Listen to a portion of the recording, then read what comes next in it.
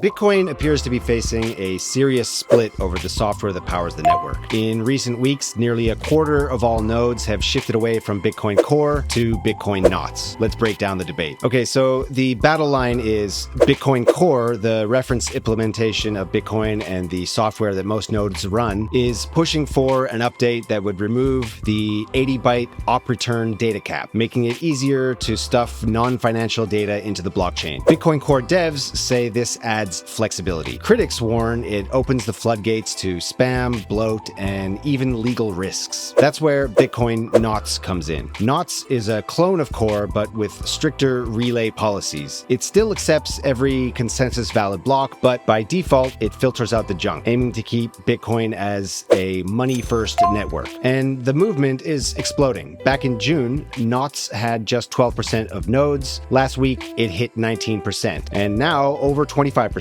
More than 6,500 nodes are running Knots software. That's nearly a 50% jump in just days. Core nodes are still the majority at about 19,000, but the trend is undeniable. The backlash against Core's updates is everywhere. The release of the latest Bitcoin Core update drew waves of criticism online, with replies filled with people declaring they'd switch to Knots. Core devs were blasted for lack of candor, and people are saying their credibility is in tatters. Of course, Core loyalists are pushing back. Some accuse Knots of inflating its numbers by spinning up cloned nodes. Knots supporters insist the numbers indicate a vote for Bitcoin's monetary mission. So here's the philosophical clash. Core defenders argue neutrality is the point. If a transaction is valid and pays the fee, the network should relay it. End of story. Knots supporters argue neutrality without filters means turning Bitcoin into a bloated file server. Spam wins, costs rise, and regular users get priced out. Casey Rotemar, creator of Ordinals, mocked Knots, saying a bug could fork it off without anyone noticing. Critics shot back that Ordinals themselves are the exploit, hijacking Bitcoin block space with inscriptions that some argue constitute spam. Neutral ledger or money-first system?